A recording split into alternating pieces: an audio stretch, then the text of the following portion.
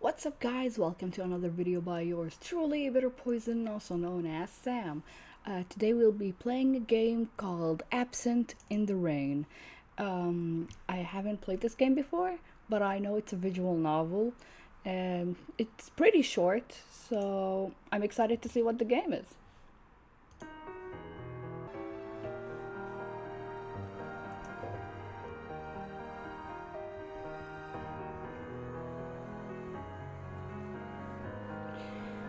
This is beautiful already.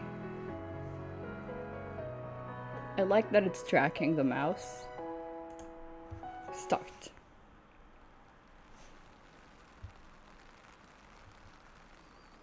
Sharing an umbrella. Senpai.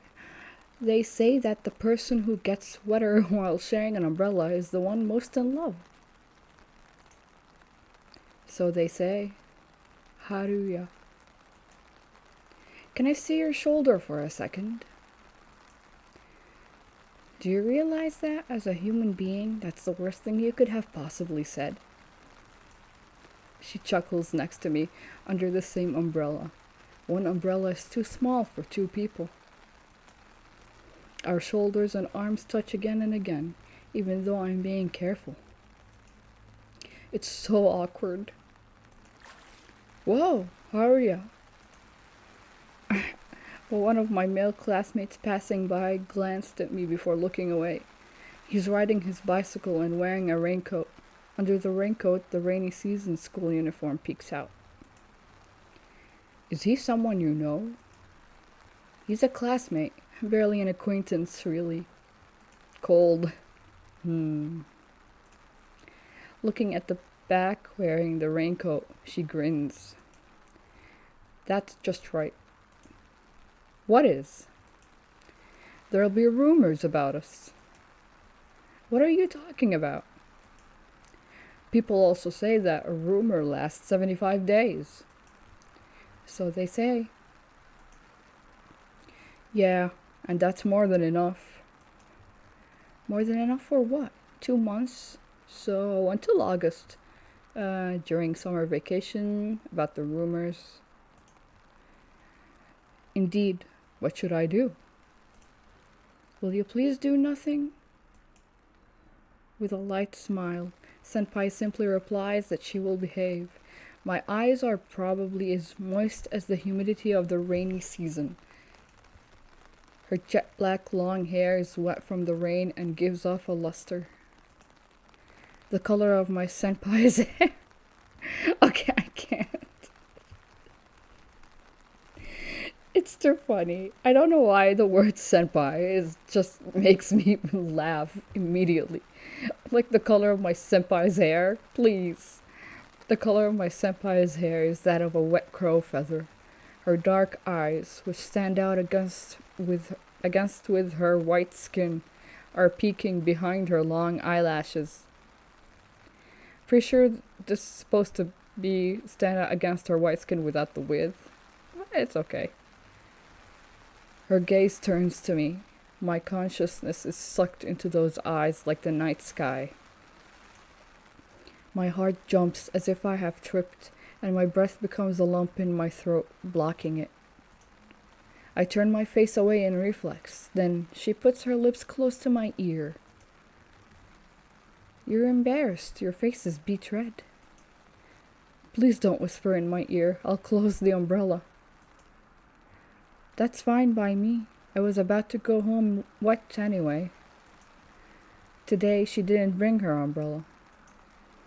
When it was time to go home, she walked briskly from the school entrance in the middle of the rain.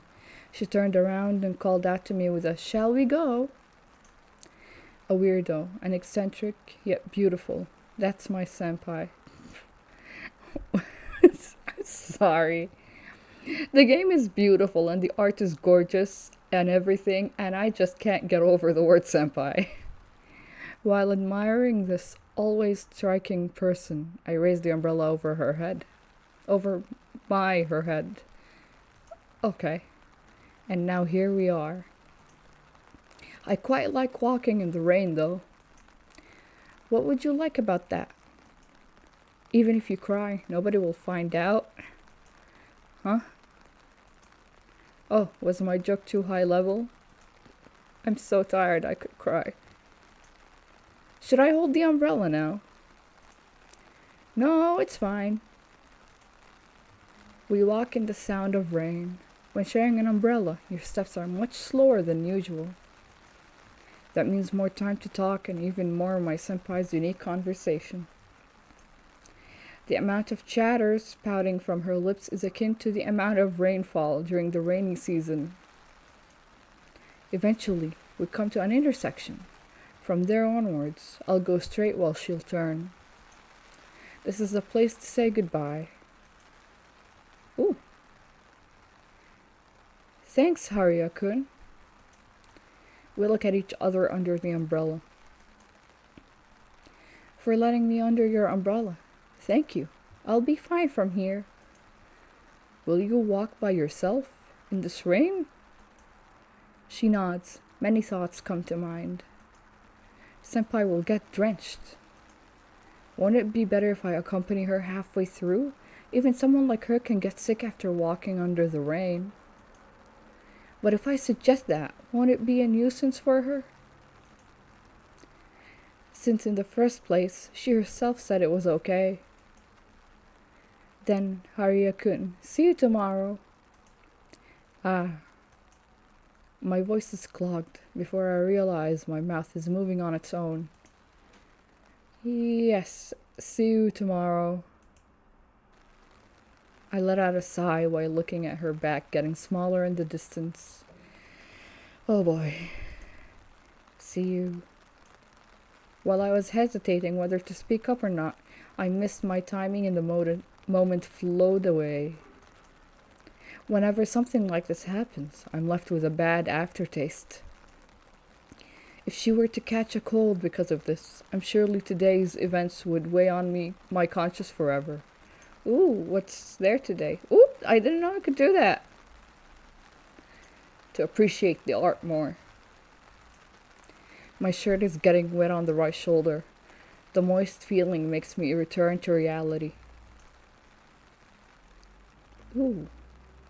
Before I get any wetter, I start heading back home, my guilt trailing behind me like a shadow. What if I press the umbrella? Oh, okay. This is cool. I'm gonna save. Before I get any wetter, I start heading back home, my guilt trailing behind me like a shadow. I can hear the sound of rain in the distance. While being alone under an umbrella is spacious, it feels somewhat empty. Aww. Oh! Okay, I didn't think he meant literally the shadows after him. Ooh! A title sequence!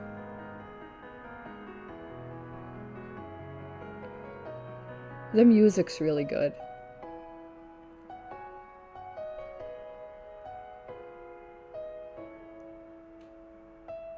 Tonight it will rain.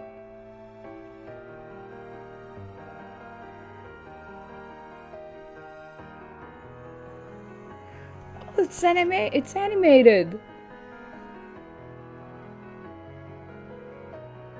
Hey, Haruya-kun, this is hypothetical.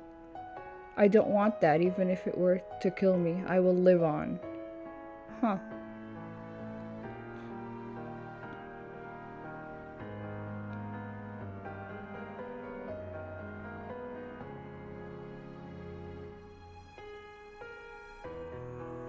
Absent in the rain.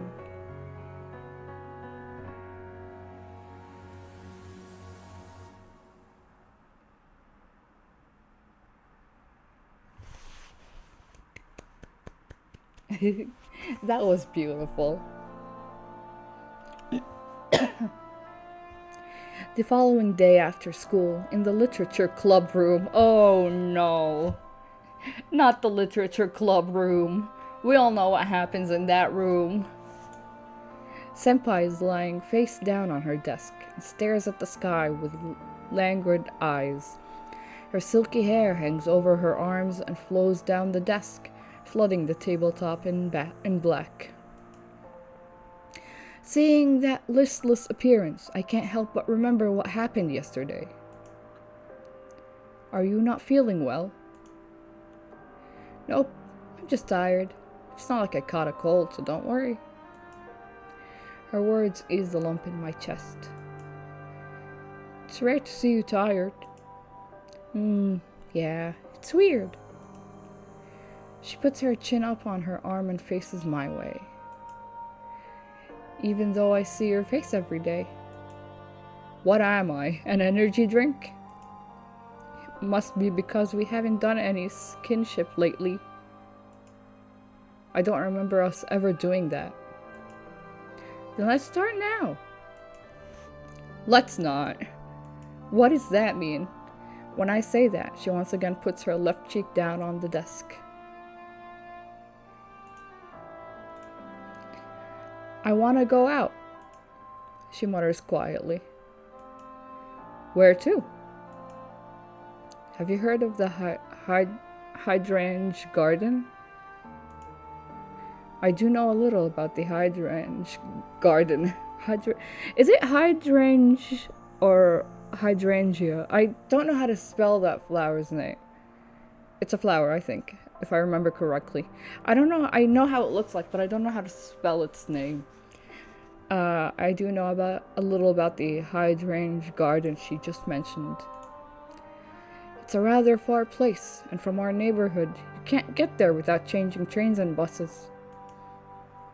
It's quite far. Yeah, but I want to go. I like hydrangeas. Is that so? It's the first time I hear of it.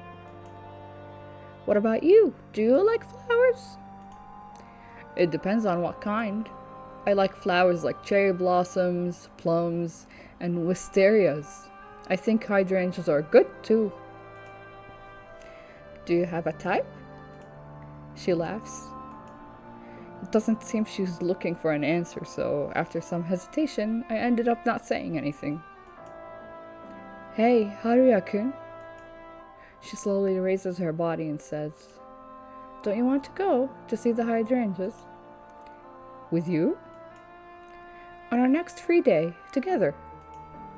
Do I want to go out with Senpai and visit the hydrangea garden?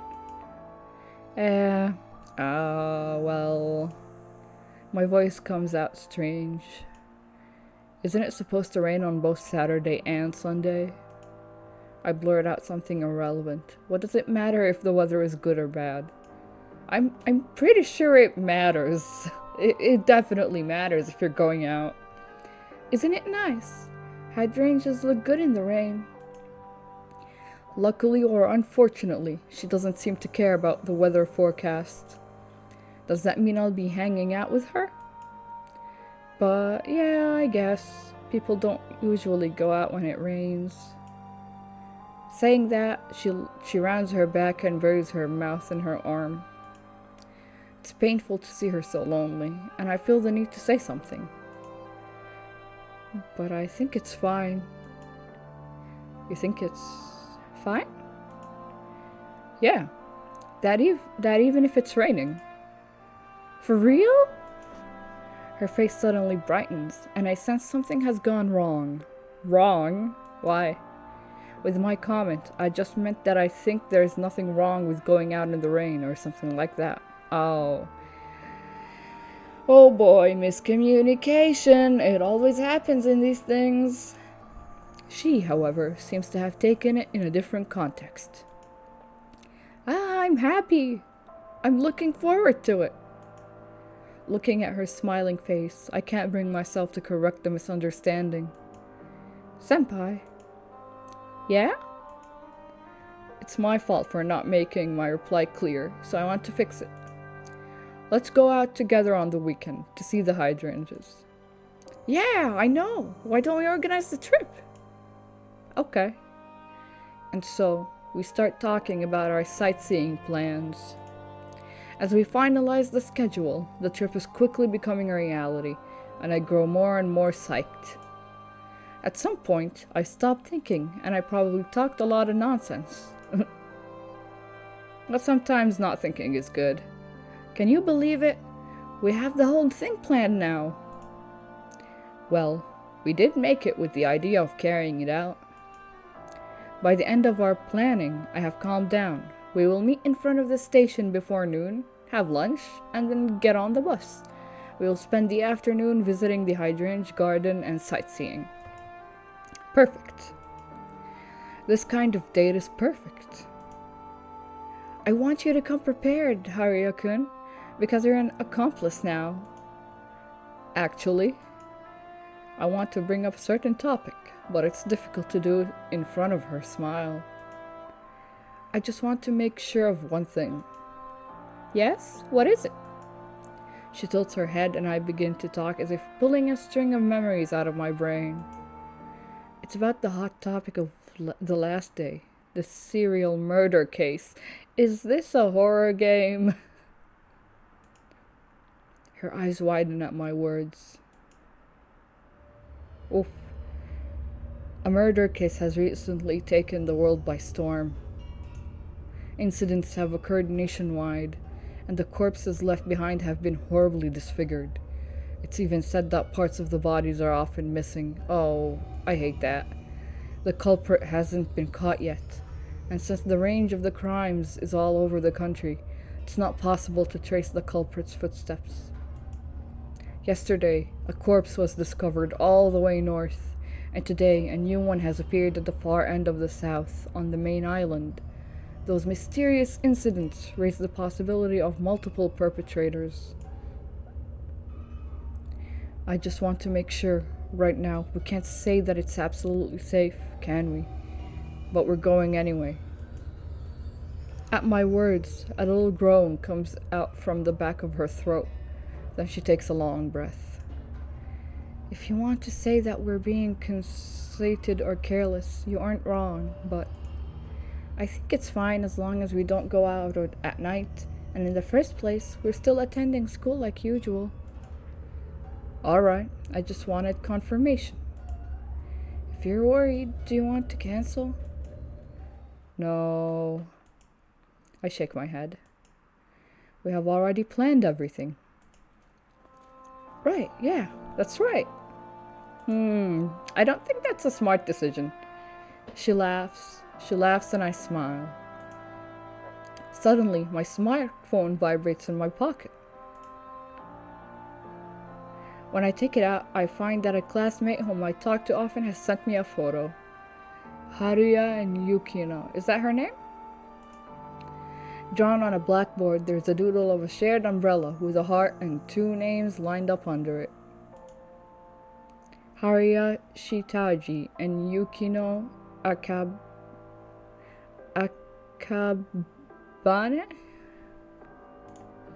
I don't even have the energy to reply, so I just sigh. Where on earth should I start correcting the rumor? But there are a few things about the image that strike me. One is the speed in which rumors spread. The second is that the symbol of a shared umbrella with the names of a man and a woman below is still deeply rooted in our modern society. And finally, it's the star quality of my senpai, whose name is known even to my classmates who don't know her personally. She has a kind of genius. What's wrong, Haruya-kun? Why are you sighing? She had gotten up from her seat and was leaning against the window, and now is calling out to me with her usual faint smile. I close my phone and answer. I was thinking that I'll be hanging out with an amazing person. Amazing enough to make you sigh? He'll make me blush. She laughs. June, looking at the sky through the window of the cramped club room. It looks like it'll rain again. Ooh. I want to know more about the murder case. From now on, it's time to go around and look into clubs to all the new students. Along with the school broadcast, the students leave the classroom and step into the hallway. The school is filled with voices, the flow of people, the voices of those recruiting new members. It's lively. For the time being, I follow the crowd and escape into the corridor. Would you like to try track and field? Are you interested in the drama club? I am. There's no club activity in particular that I want to check out. I like reading, so I might peek at the literature club, although I don't really like writing. On the other hand, if I go straight home, then I won't be able to make a decision. There's a lot of enthusiasm swirling around to get freshmen, and that attention is on me at times too. And each time I give a vague, indecisive answer. I wish I could say no more casually. After all, to them I'm just one more potential candidate. I wander around the school hoping to escape from the crowd. In the end, I drift into an unused classroom in a separate building away from the main school building. It's a place strangely filled with tranquility, and neither the voices of invitations nor any footsteps can be heard. Even though no one is here, I feel nervous about entering a classroom on my own. I cautiously step inside. Chairs and desks are neatly arranged and quiet. When must this class be used? Am I gonna get murdered? I lean back on the window, or witness a murder. I don't know which is worse. You can see the cityscape in the distance, and the horizon is visible. Ah, I look at my reflection in the window and sigh. I have a feeling that the person I see there is going to spend his high school life as if it were someone else's problem. If you don't like crowds, you should just go home. So then, why have I come to an empty classroom like this, and I'm staying inside the school brimming full of newcomers and club invitations? The view is nice. I turn my head around at the sudden voice. A girl is standing next to me, a beautiful person with white skin and long black hair. When did it happen? I'm sure the door was closed. The view is nice. She gives me a gentle smile, a smile that looks as though directed at someone who has been with her for many years.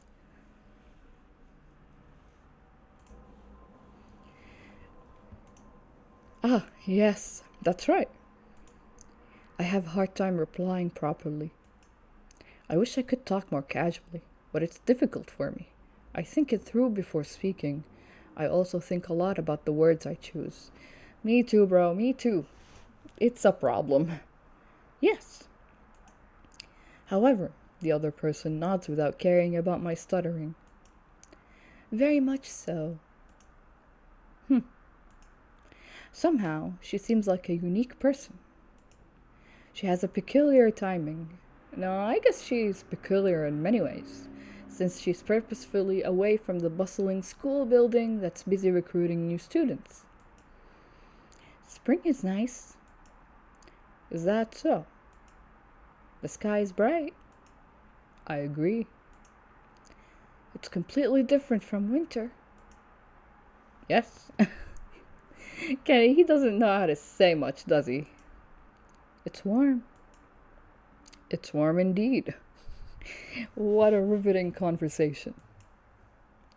It's spring. What's with her? Is she equipped with an engine that keeps her talking endlessly? The air smells good in spring.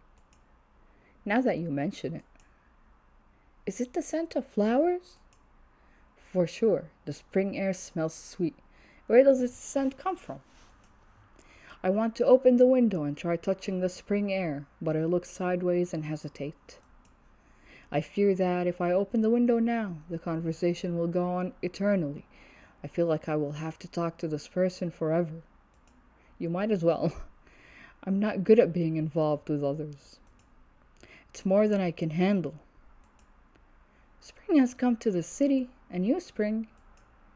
It seems that she can keep even if you leave her alone, whether you want it or not. Looking at the scenery of the city like this. While saying that, she leans her back against the window. Oh, fear. It makes me feel like everywhere is a city, right? Wait, I suddenly no longer follow. I don't understand, but that doesn't mean I don't share the feeling. It just means that I can't quite grasp what she's trying to say. I'm sorry. Could it be that I've been saying weird things all this time? When I'm at a loss for an answer, the other person laughs embarrassedly. No! Her expression was so lonely that I unintentionally raised my voice. Well, I mean, I think hard and finally squeeze out an answer. Looking at the scenery of the city makes me feel like everywhere is a city. I can easily find a reason to agree with her. If you look at the city, then everything is a city. But is that all? This seemingly meaningless conversation. Maybe there's something deeper in it? The city, no. There is a city wherever you go, because a city is where people live. I don't know what to say, so even though I'm talking, I have no idea of what I'm saying. I let my mouth move while my brain tries to keep up. If I stop now, we'll be in silence. Why am I even doing this? I don't know, bro. I mean, you could easily just say bye and leave if you're that uncomfortable. No matter where you are, it's filled with places where people live and people's life activities continue. I guess it's this kind of feeling, isn't it? The girl looks surprised at the answer I managed to work out. Then she laughs, and the tension I could feel from her is lifted. Yeah, you understand. That was the correct answer. Was it a quiz? Silence fills the classroom again. At least I managed to overcome the city situation. But what now? I look out the window again. I can't exactly leave just like that. Silence. I wish I could say something witty. Unfortunately, I'm no good at that sort of thing. In the silence, the other person also turns to face the window. She stretches out her arm in front of me and unlocks the window latch. The window is now open. I miss the music. Where's the music? The rushing wind ruffles the girl's hair. With her long hair blowing in the wind, she calls out to me. The wind is nice. Right. Here, the window. She smiles. You looked like you wanted me to open it. Why? This moment stays burned in my mind. Back then, did I really want Senpai to open the window? At that time, I was struck by something like an incomprehensible deep emotion, and I couldn't say anything. Startled, I snapped out of my abstraction, and I turned to face the window again. No, rather than to the window, I turned to the blowing of a new wind. What is that? What is that? What was that? My name is Yukino Akabane. I'm a second-year student. What about you? I'm Haruya Shitaji, a freshman. I see, Haruya-kun. Yes. Come with me. I follow behind the person whose name I didn't even know until a moment ago. Is this when they met? I think it's when they met. What an interesting meeting. We leave the classroom, pass through the crowds of the main school building, and arrive in front of a small classroom. Is this... All club activities are in full swing. I also have to fulfill my duties as a literature club member. Why the literature club? She opens the door. The literature club room is so small that makes me think it's a storeroom or something. There's a large table in the center, and a girl who seems to be a senpai is sitting in the back. She has brown hair tied in 2 braids and wears glasses. Welcome back. I'm back, President. It looks like you harvested, as expected of Bane-chan. I'm more than happy to have met your expectations. Expectations? I didn't have any particular expectations of you, though.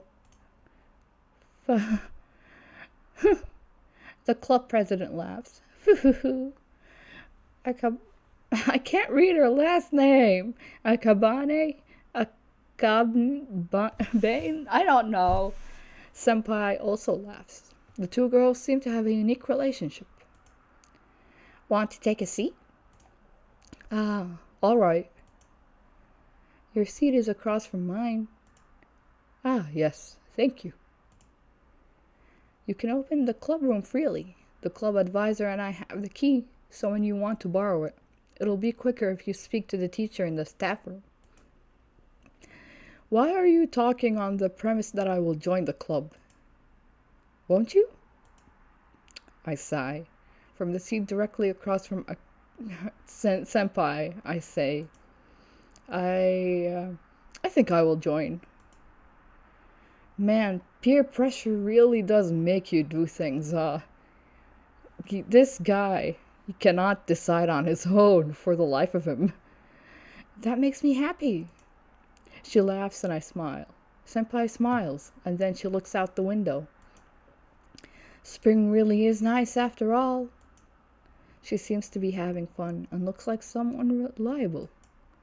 This person will take me somewhere far away. That's what I felt.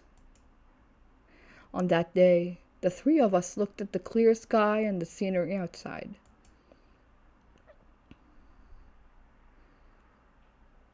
Ah, indeed. And tomorrow, Senpai and I will go someplace far. Following in the footsteps of my senpai, even if we never touch each other directly, we'll still go far. In bed, the feelings that had been scattered and itched in my chest are gathering, solidifying.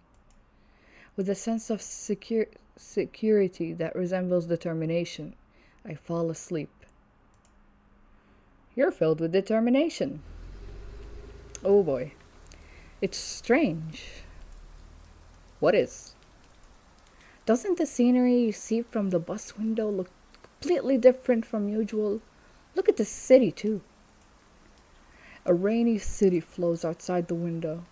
She's looking deeply at the window dripping with water of the bus. She's looking deeply at the window dripping with water of the bus? Wait. No, this sentence is funny. I mean, I know the translation probably messed up a little bit, but that's fine. It's just funny to imagine. I'm just imagining clouds that look like buses raining down minibuses. I don't know why that image came to my mind. The fact that you came in uniform is more strange to me than anything else. It's amazing that she's wearing her school uniform, even though it's the weekend. Nice explanation for the same arts usage. I've heard rumors that some people even spend their holidays in uniforms, but I never thought I'd see it up close. I like uniforms. You do? Yeah. Don't you feel it's out of the ordinary? I think I kind of understand, but we wear uniforms at school, which takes up most of our daily life. So if that isn't ordinary, then do you consider the weekend to be the actual ordinary time? Look, Harya-kun, there are a lot of people lined up over there. Senpai's daily life seems to be full of surprises and discoveries. I like windows. You can see various sceneries flow, and the outside world spreads endlessly. I'll probably never get tired of looking. I kind of understand how you feel. Speaking of getting tired of things, I'm tired of your talking. When do you stop talking? Do something else. This is his thoughts. This is definitely his thoughts. He doesn't look like the type to want to talk all the time. No matter how out of the ordinary it is, won't you get bored of wearing the uniform every day? If there isn't ordinary, there can't be unordinary either. I'm not tired of it so far. In the long run, high school itself is a special event in life. I wouldn't say it's that special. That's philosophical. Doesn't it apply to the day doesn't it apply to today too? going out somewhere with someone. The to today to say that 5 times real fast, I bet it's not gonna happen. From the sound of it, even she seems to believe that going to see the hydrangeas together is unusual. Well, I think it would have been better if I had come in gym clothes. Why? What do you mean? Aren't gym clothes even more extraordinary? I don't think so. You're nuts. The bus carries our extraordinary life. Ooh, let's go see the flowers. Ooh, the music's back. Hell yeah. She's walking in front of me, spinning and hopping, the hem of her skirt and her black hair dancing under the red umbrella. Surrounded by blue, purple, and pink hydrangeas, she's innocently playing around.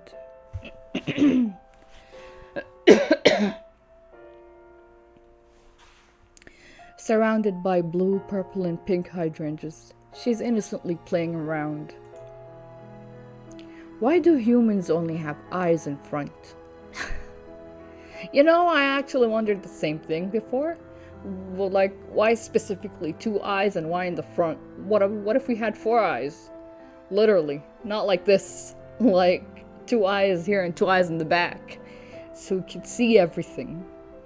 Why do humans only have eyes in front? I want to keep everything in sight, but I just can't.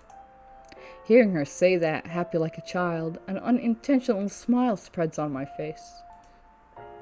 That would be quite difficult to achieve. Having said that, I'm also excited about the hydrangea garden. The hydrangeas grow as far as the sea. Combined with the drizzle, it feels as if we're walking in another world, isolated from anywhere else on Earth. Lovely! It's really fantastic!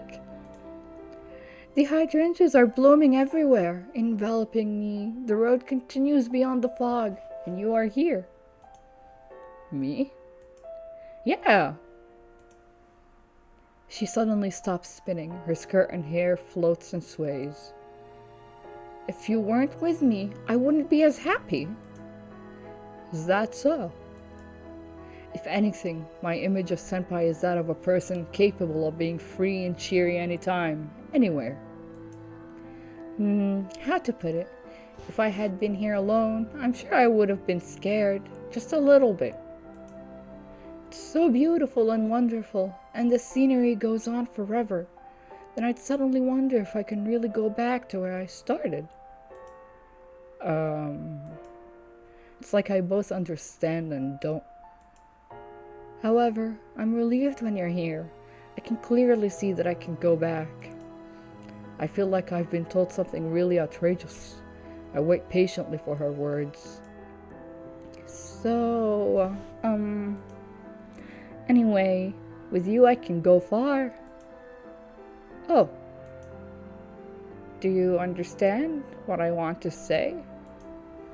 What should I do?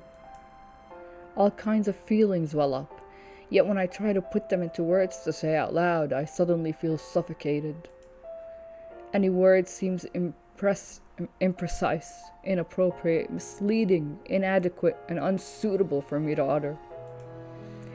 But I want to answer something. I believe I have to answer, and in the end, the words that come out are just these. I want to understand. I want to understand. She repeats my words. I want to understand. I don't think it's a very nice thing to say. Or rather, isn't it the same as saying I just don't get it? No? She laughs. I had been looking down without realizing, and when I lift my gaze, I see her advancing forward with hopping steps. She backed up, like visually. I don't understand. Yes? I don't understand how I feel right now. I don't know what to say. Saying that while laughing, she moves further and further away. I don't get it. I don't understand, but she seems happy. Actually, Senpai, that being said, all her hopping around is dangerous, so I call out to her from afar. Watch your step. Oh boy, what's happening?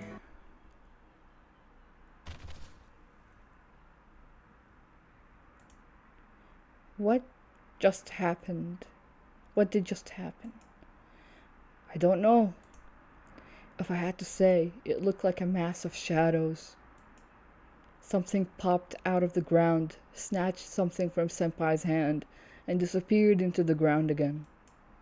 Her red umbrella fell and bounced on the road full of hydrangeas, and her body collapsed on the rain-soaked dirt ground. Senpai? For a second, my mind goes blank, but then I run to her. Are you all right? She's looking down. I wonder what she's staring at, and when I trace her line of sight, I see the sleeve of her uniform. How? Senpai? Something is different. Wrong. Your wrist. Beyond her left arm.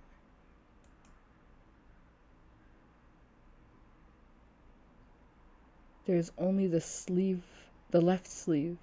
The torn sleeve of the uniform stretches out like an empty bag and hangs over the ground. What? She glances at her sleeve, staggers to her feet, and sits down again. Silence fills the place like a bottomless swamp. My bad. What happened to her? She suddenly opens her mouth. She's completely back to normal. Excessively normal. I don't think this feels normal. I accidentally fell. Being too playful is reckless, huh? Huh? But, Senpai, I'm fine. Thank you for your concern. Senpai, your left hand. Yeah? Oh, this is creepy. She tilts her head and stretches out her left hand from inside the sleeve. My left hand? What's wrong with it? I try to say something. I'm about to ask something, but I stop myself. I hold my breath within my chest. I can't say anything. There's a wall that strongly rejects me. She's rejecting me. No, I'm just glad you're safe. I'm sorry I worried you. Does she self-harm? Or something like that? Is that what that was about? I hope she's okay. She stands up, picking up the umbrella that was lying around. She turns to me to say, Then let's resume sightseeing, Haruha-kun. I want to go further. I think it's creepy. I had thought of her as a strange person many times before. I thought she was someone who lived outside the norm. But that's the first time I ever felt uneasy. Haruha-kun. Yes? Aren't you coming? I'm coming. Even after all that, she's still happily yelling and letting out sounds of admiration. We even take a picture together. But I don't know how to look at her. White mist covers the entire hydrangea garden. We both walk through it. Senpai and I, alone. Is she the serial killer? That would be a twist. The following day after school, in the literature club room. I'm waiting alone in the club room, but there's no sign of Senpai coming. The small room is filled with suffocating silence, and the sound of the rain falling outside can be heard strangely loud. A gray sky peeks through the window. It's the first time she hasn't come to club activity. The literature club is very laid back. Rather than a club activity, it'd be more correct to call it an after-school hangout. and that's exactly why I'm worried about her. I wonder if she has come to school. I'm worried, but I don't know what to do. Even if I asked if her body is okay, she'd act as if nothing happened, so I wouldn't be able to say anything. Frustration builds up and turns into irritation. All I can think of is his senpai, and that shadow that caught my eye. Which shadow? The shadow that jumped out of the ground and probably ripped off her wrist before disappearing into the ground again. What do you mean? Just what was that thing? And why would she try to keep its existence hidden? Should I also act like I saw nothing? My head rummages through my memories and pulls out the nationwide serial murder case. On the news, the number of casualties has increased by one again. Naturally, I connect the two incidents in my head. Naturally, I don't get it. Isn't the shadow the one attacking people all over the country and not an ordinary murderer? Like an actual shadow? I don't understand. Is this a supernatural thing? If that were the case, it would explain why it has been so difficult to track down the criminal, as well as why the crimes are spread across the country. That could explain it. Is that possible? What was that shadow in the first place? Was it really there? Maybe what she said about tripping is true, and the shadow has just been a product of my imagination. It's too confusing. Any speculation is like trying to grasp the sky. The only thing I can be sure of is that we're in a dangerously suspicious and mysterious situation. There's no point in thinking about it, so I leave the club room. I take out my smartphone from my pocket to see the time, but there's no news from Senpai. What happened to her? As I'm walking in the cloudy weather, something crawls up my neck. The sensation makes me want to scream, but I barely manage to hold back. Maybe an insect or something? Oh, this is giving me shudders. Oh, I hate it. The words alone made me feel the feeling. God. I try to wipe my nape with my hand, but I can't get rid of that feeling. My neck is wet. With water, right? The shuddering comes up to my ear. Tonight it will rain. I'm shivering. A voice that sounds like it's coming from the depths of the earth makes my eardrums vibrate. So is it like, at the time of the ball, I shall await at the door of your dwelling. Something pops in my ear. When I cautiously touch my ear, my fingerprints are wet. With water, right? What has just happened? It's water, right? It's nothing else? Fear like never before overcomes me. I feel like I've been touched by something I shouldn't have knowledge of, by something I should have never heard. How come I keep meeting things like these? I don't understand. All I can piece together is that something supernatural is haunting the town, and it seems to be trying to get in touch with me. So it is supernatural. I'm caught in something, and the fact that Senpai was attacked yesterday must be a part of that. With uneasiness in my heart, I walk back home with heavy steps. Oh boy. Tonight it will rain. It's pouring, just as the voice whispered in the daytime. At the time of the ball, I shall await at the door of your dwelling. I don't know if that's, like, is the voice Senpai's voice? Or is it, like, just some demon? The time of the boar? When I look it up, it was from 10 p.m. to midnight. The time is close. I sit at the front door, waiting for the time to come. I have turned off the lights in my room, and my parents are already in bed. The house is pitch black. Hate it. Amid that, I hunch over and endure the tension. I hate it. My hands and feet are cold because of the tension, and the back of my throat is tight. Maybe I could distract myself better if I waited outside rather than staying still. That is a bad idea, buddy. It's raining, so I grab an umbrella. Oh my god, this is how you die. Holding something in my hand makes me feel a little better. 10 p.m. I don't like it. Putting the smartphone in my pocket, I stand up. I pick up my umbrella and unlock the front door, paying close attention to making as little noise as possible. Why would you do this? Why would you unlock the door? Just go to sleep or wake up your parents or something. Cold, rainy air rushes in through the crack of the open door. Both the entrance and outside are pitch black. Oh boy. I open my umbrella, take a step outside, and slowly close the door. My umbrella is open.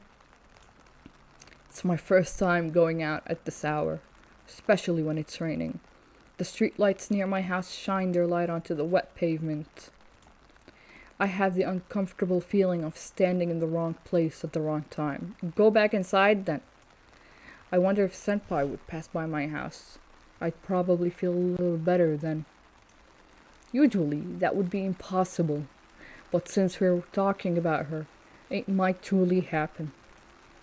Besides, I think like this kind of atmosphere strangely suits her. I'm staring at the pitch black sky while thinking about such things, and when I look down, a wave runs through my body. Something is emerging from the ground. From where I stand on my feet, and from the firm ground, it's rising little by little, as if a face were sticking out of water. It's like an optical illusion. Things I always took for granted are being shaken. I become uneasy. A fish. It's a shark? It's a shark! What's emerging is a huge shark. It's a supernatural shark game. Oh my god, I love it. However, what's completely different from ordinary sharks are the gigantic human denture that appear as its surface. Oh god, I just noticed the teeth. I hate that so much.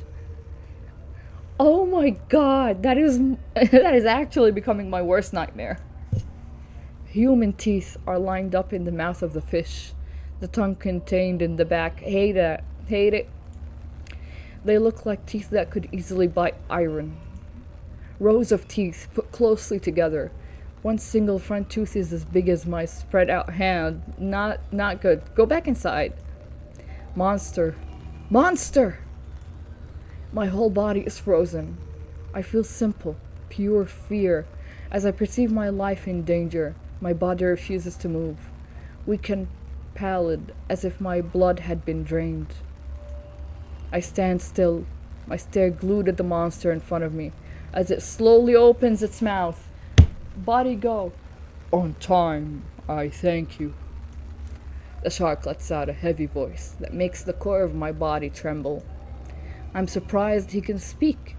His voice has an eerie sound, like something non-human, attempting to imitate a human's voice and failing. I am the rain, Ayakashi. Fuke Murasame no Wani, the monstrous shark of the abyssal zone. I attempted to read those words as best as I can. If I butchered them, I'm so sorry. Rain Ayakashi. He has given me his name, but I couldn't quite catch the rest on the first try. Despite my confusion, the Rain Ayakashi continues. How shall I address you? What is... Oh no! What is my name? I mixed up their voices. Correct. Haruya Shitachi. Haruya Shitachi. Shitachi Dono. Yes. I visit you on this night for nothing else but to request your help. To ask me? Correct. The other day, incidentally, it would seem you were in a flower garden with a woman. How is she called? I'm at a loss of words. The Rain Ayakashi is referring to my senpai. Should I really mention her name here?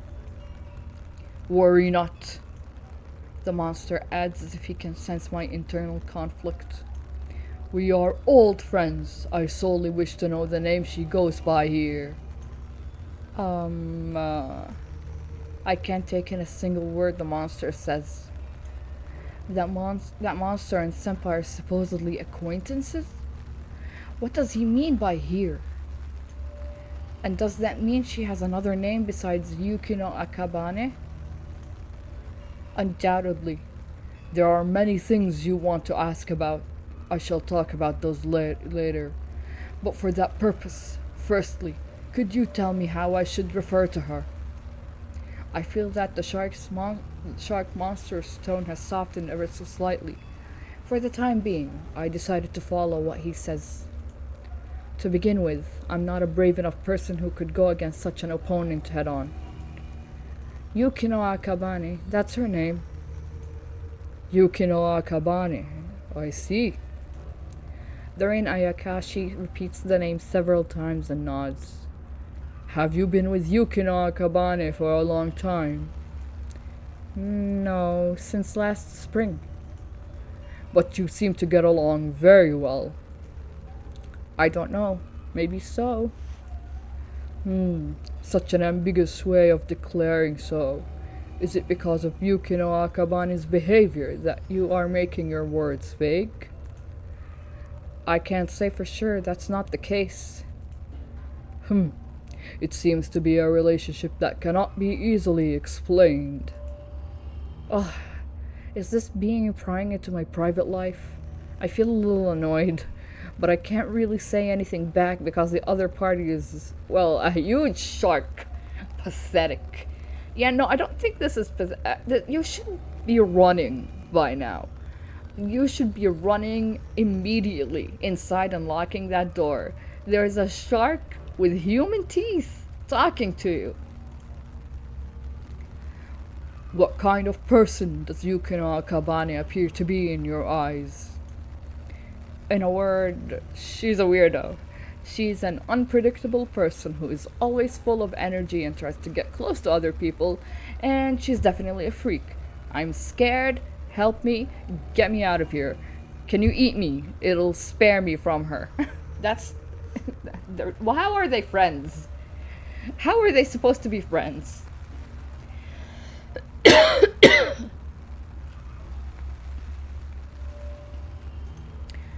Yes, that's it. She seems like she's starving to interact with other people.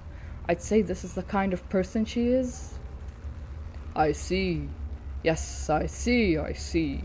Humans may still look strange in her eyes.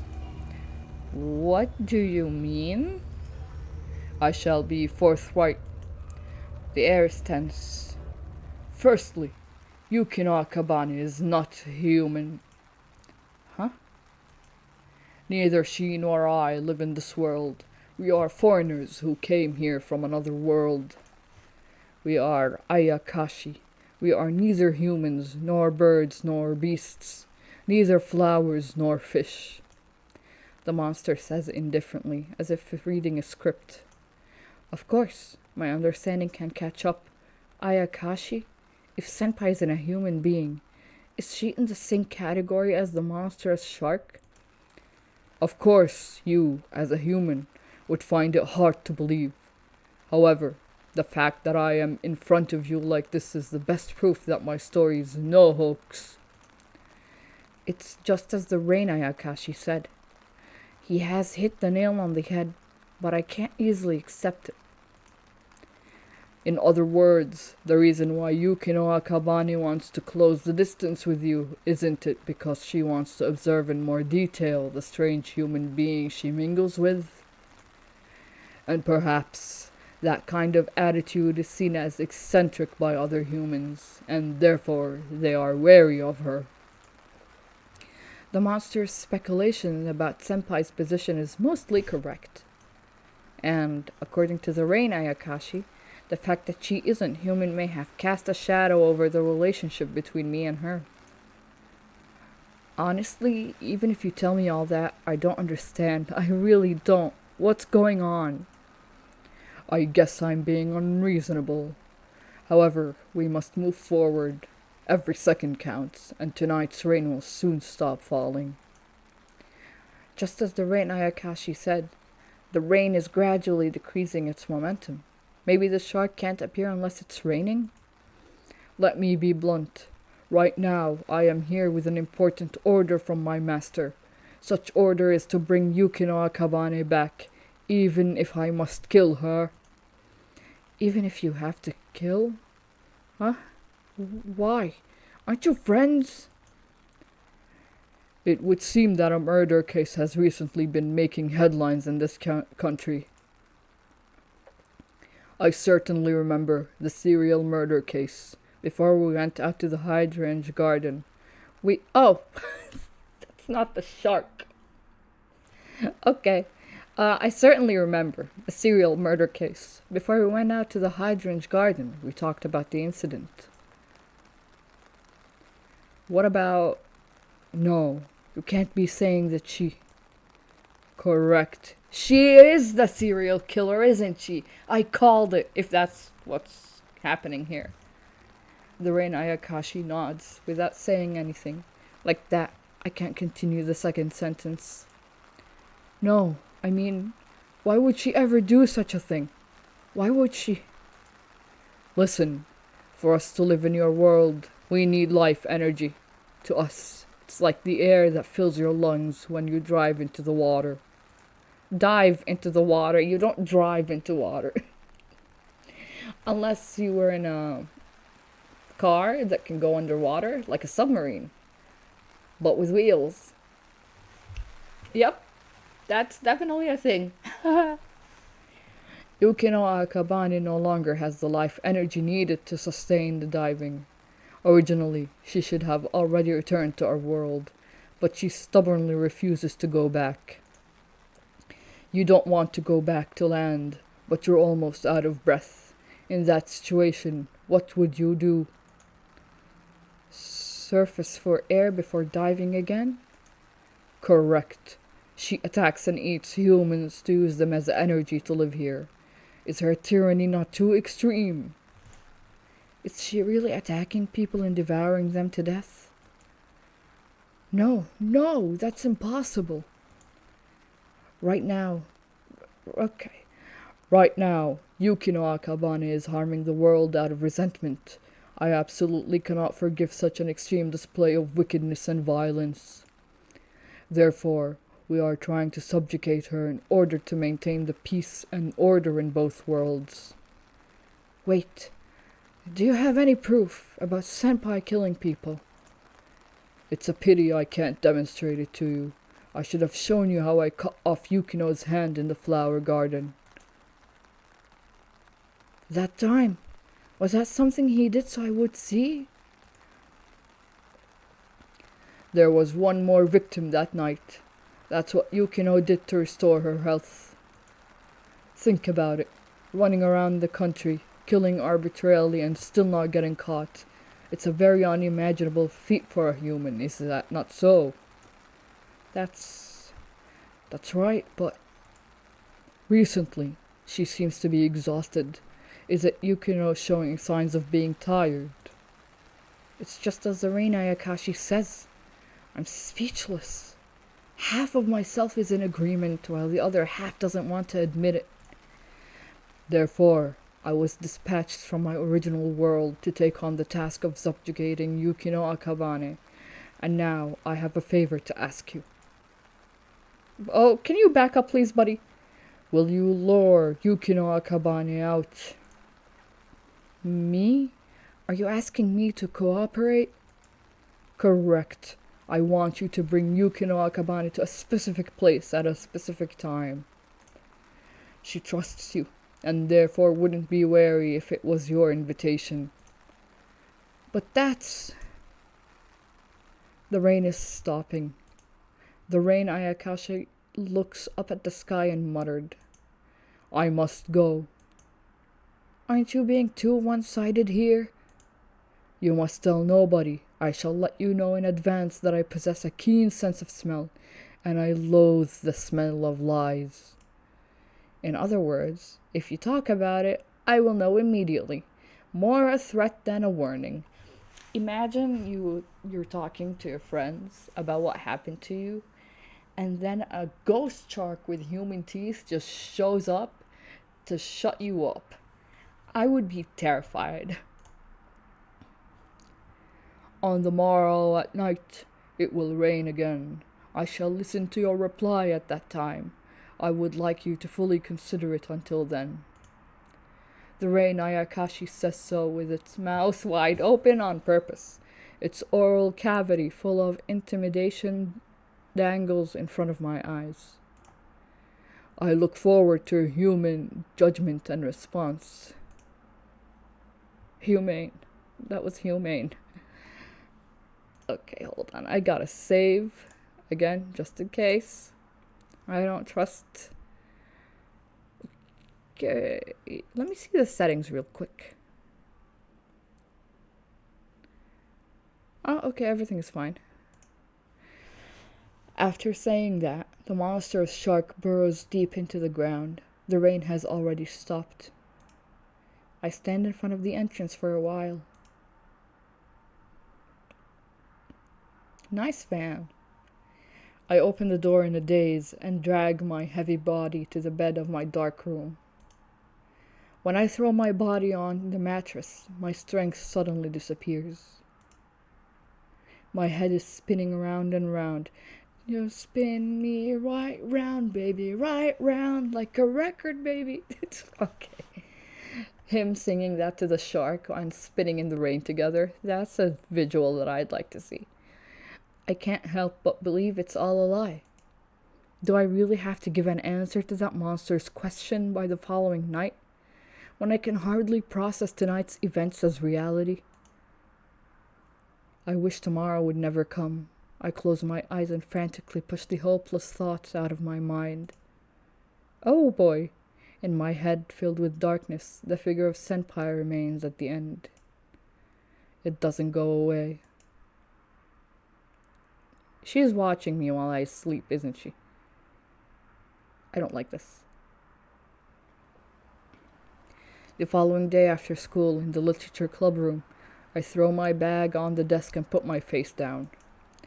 I attended school as usual, but I couldn't focus. I managed to somehow make it through. On the morrow at night, it will rain again. I shall listen to your reply at that time. I would like you to fully consider it until then. I keep thinking about it, but I can't come up with an answer. Since last night, the serial murder case has increased the number of victims by 2. Maybe the Rain Ayakashi wasn't just talking crap. However, I can't betray Senpai. Yes you can. You can easily do that. When you find out someone's a serial killer, you should definitely betray them. In a smart way. It seems she isn't human and is attacking people at night. Even though the truth is unknown, it's still a shock that I can hardly accept.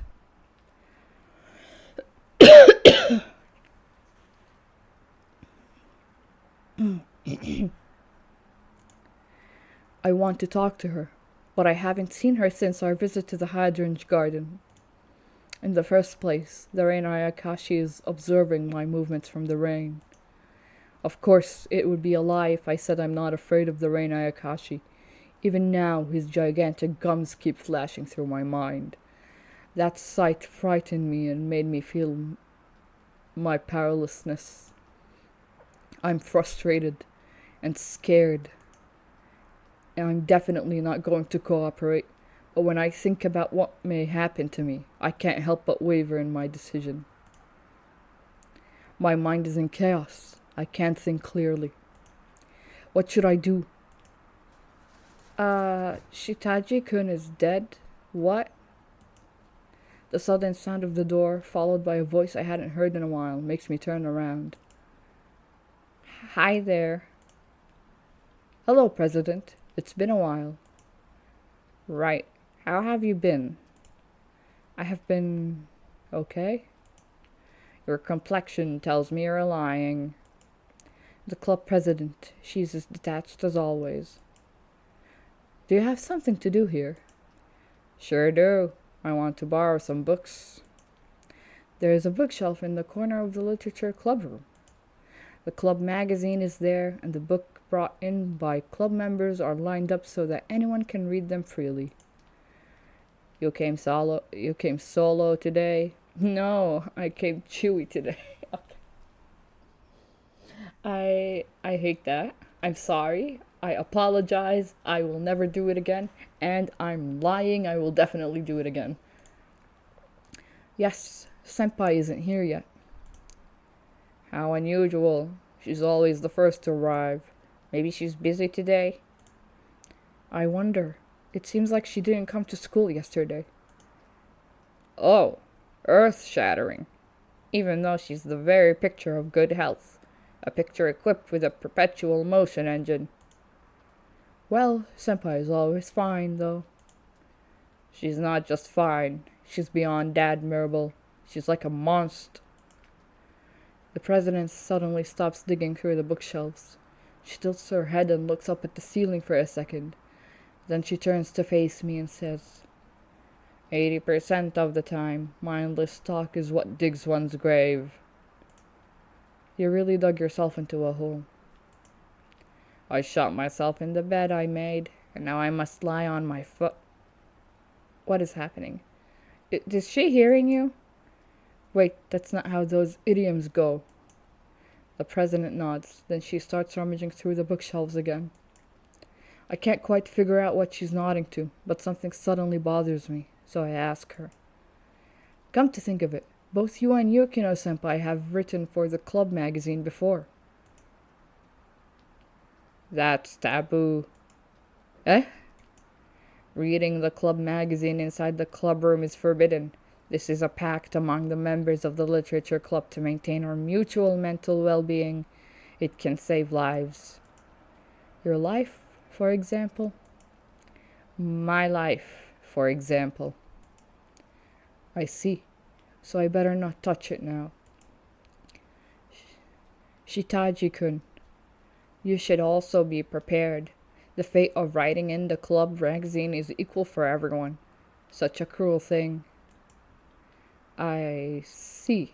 I don't understand a single thing. After stuffing several books into her bag, she stands up and stretches.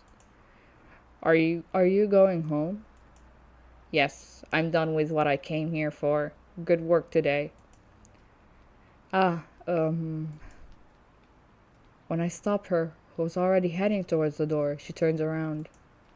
I wonder if it would be strange to ask such a question out of the blue, but since I have already called out to her, I can't withdraw now. President, do you know why Yukino-senpai joined the literature club? I was never made privy to such information. Oh, so you don't know? I'm surprised by her answer. In addition to the particular wording, I'm taken aback because she doesn't seem to know a lot about senpai. Did you think I knew? She asks as if she read through my mind. I'm unable to read the emotions of the eyes peeking behind the glasses. Weren't you also in this club with Yukino-senpai last year? That's why I thought you would know. At my words, she brushes her bangs and sighs. She seems hesitant for a bit, but apparently decides to reply. I'm not interested in knowing such a thing. Or I pretend I'm not. Huh? If you're interested in someone, that means you want to get involved with said person, right? I'm tired of doing that, so I abandoned that fight. There's no profit, but also no losses. I don't want to bet on anything. I had no idea she felt that way. This girl, she seems very similar to me. Does she? I don't, what are you? Both of you don't like talking to people? Or like having relationships and stuff? Bayane-chan is amazing. It's like her chips flow out endlessly. Even when she loses, the holes get filled again. Maybe that's how you eventually become rich. That's what it means being worthy of respect. I understand what the president is trying to say. I don't. Can you help me? I don't get it. I really don't. But is it really true? I'm sorry. Could it be that I've been saying weird things all the time? Is Senpai really as invincible as the president says? Even if it's eventually filled, isn't a hole still a hole? Even if the pain disappears, isn't a wound still a wound? Well, I'm going. See you. Yeah, good work today. She puts her hand on the door handle, but she suddenly seems to remember something and turns around. The club magazine. Why don't you take a look? I think Bane-chan wrote something. The club magazine. I'm surprised by her unexpected suggestion. Isn't reading the club magazine taboo? It's fine as long as it doesn't affect me. What a tyrant.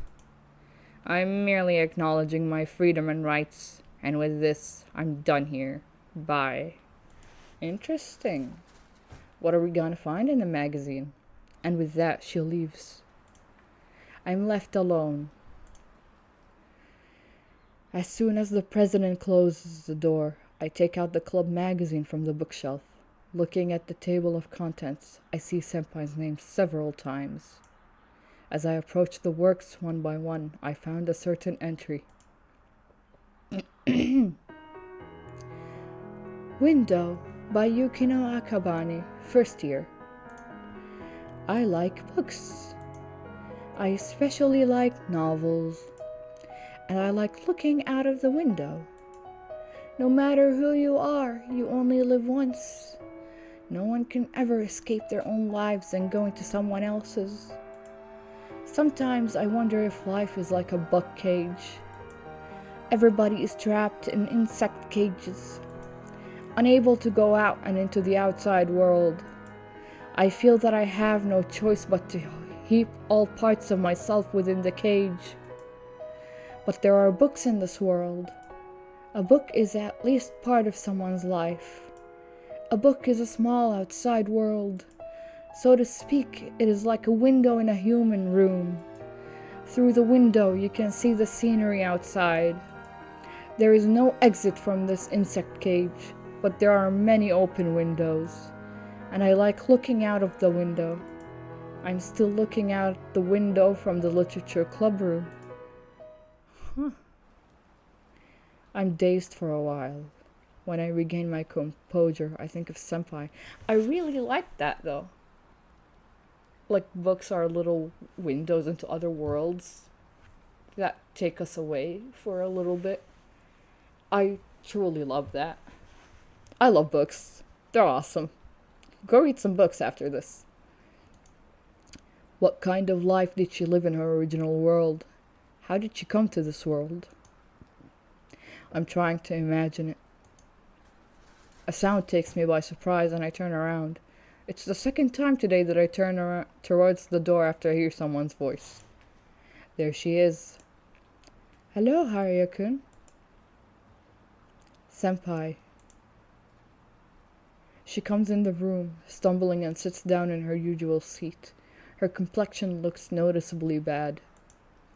On my end, I hurriedly put the club magazine back on the shelf. Still, I don't think it's a bad thing to read the club magazine in the literature club. Ah, Haruya-kun, that's taboo. The club president said so too. The president? Did she come here today? Yes, to borrow books. Oh, really? I'd have liked to see her, she says lazily, resting her hand on her chin. I wonder if her tiredness hasn't gone away. Feel free to read the club magazine. So it isn't taboo for you?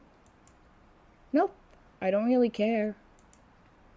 I have already read what I wanted to read though, so I don't take it out again. Instead, I sit on my usual chair. Are you not feeling well? Kinda. I've been tired lately.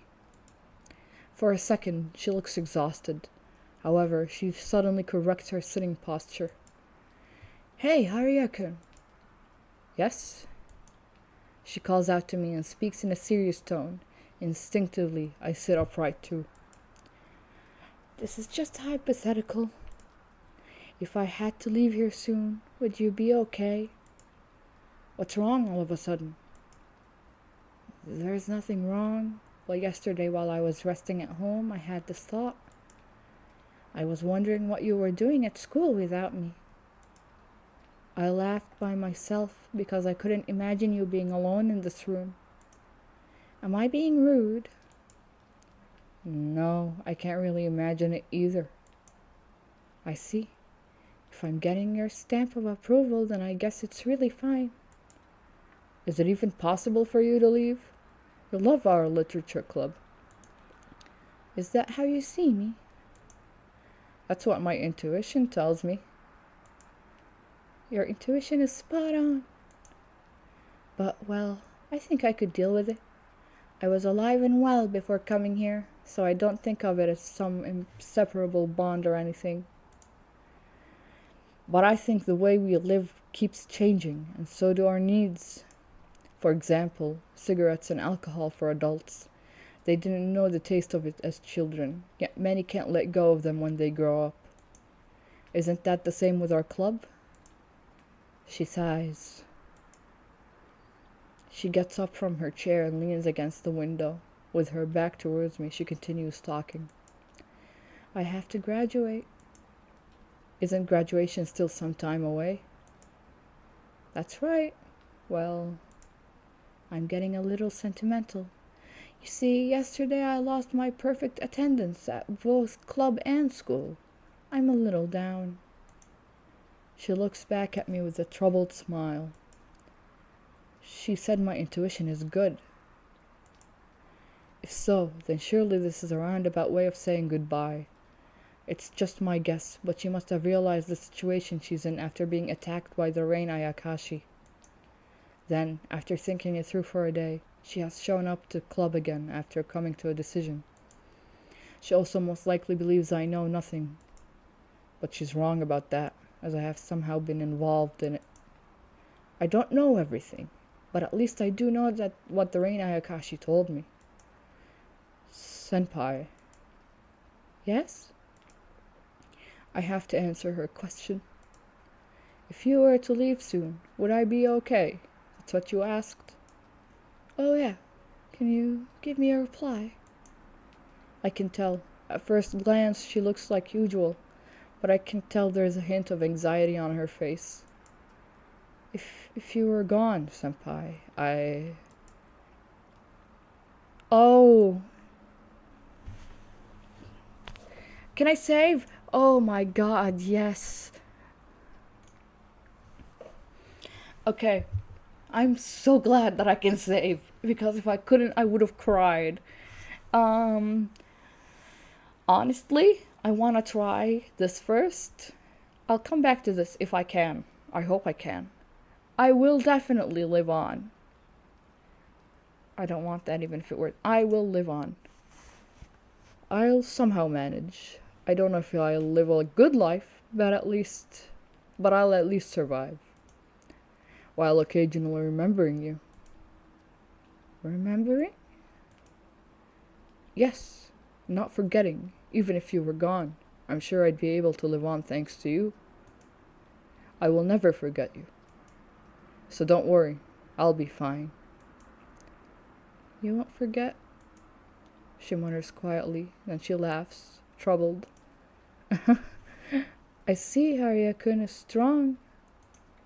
Strong? Yes, strong. Whoa! She just speared. She lowers her face slightly and seems to be thinking about something. Before long, she looks up again. Are you free tomorrow after school? I'm at a loss on how to answer. I certainly don't have any plans, but it's doubtful whether I'll live to face tomorrow. I'm free, but I'm just hoping I can get through today. What's up with that? Do you have accumulated schoolwork to do? Well, something like that. Senpai doesn't seem to notice that my responses are vague. Then, Harya-kun, please finish your homework before tomorrow.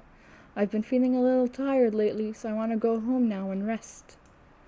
After we're both in perfect condition, why don't we head out to the station? Do you want to make memories before graduating? It feels a little hasty. It's important to seize the day. But haste makes waste. No, I want to hurry. The time I can spend wearing a uniform is short compared to the rest of my life. Fair enough, but I mean, you could go other places that have uniforms. She picks up her bag and walks towards the exit. So I'll be going home now. What about you? After a moment of hesitation, I answer. I'll stay a little longer. Okay, see you tomorrow. Senpai, I hope you get some rest today. Of course, tomorrow's going to be a big day. Oh boy, what's gonna happen tomorrow? Saying that, she left. I take a deep breath and exhale slowly. If my breath had a color, it would be a horribly cloud and dark one. Cloudy. I feel like I just said things I didn't mean, but to begin with, I'm not a strong person. In this school life, I haven't fully adapted to yet. This club room is, without a doubt, the place I belong. And Senpai is my main conversation partner. The reason why I go out of my way to visit this club room every day is the expectation that she will be there. If I lose someone who means this much to me, will I really be able to bear it? I'm not sure, but I believe I had no choice but to answer that I can do it.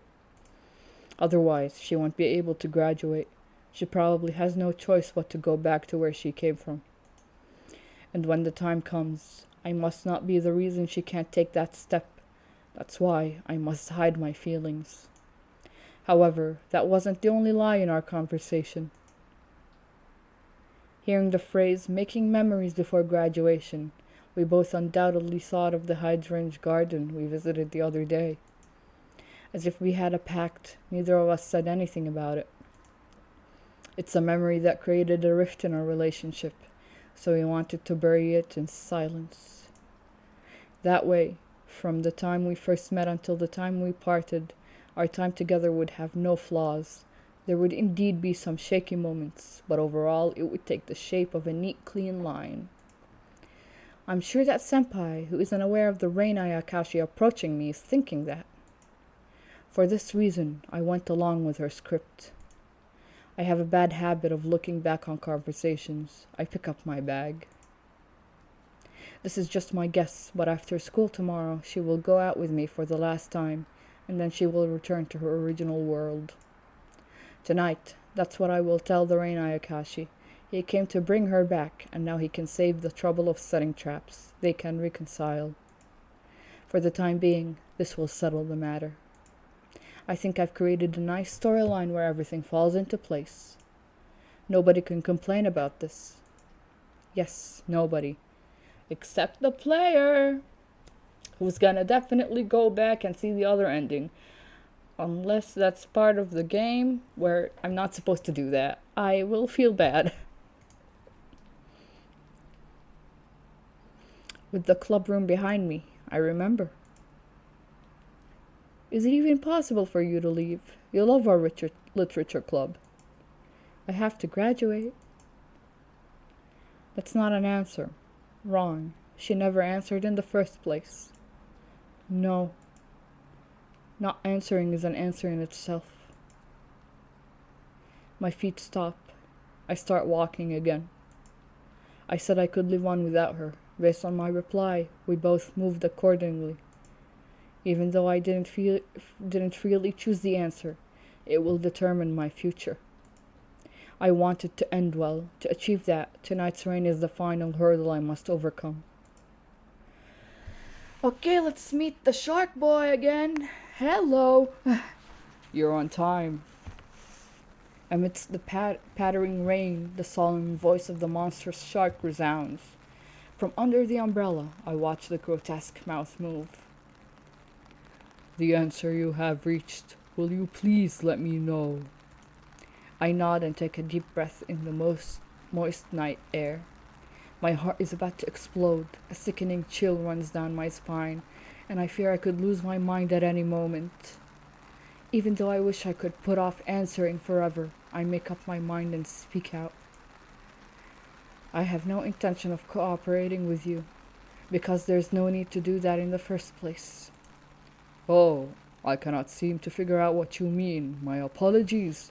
But could you explain yourself in a manner that even a dullard such as myself can understand?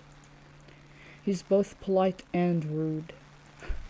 At first glance, you would think he treats others like equals, but in reality, he's overbearing and provoking. I had a faint impression of his condescending attitude when we first met, but now it reached its peak. I'm sure the Rain Ayakashi sees me as a foolish human being.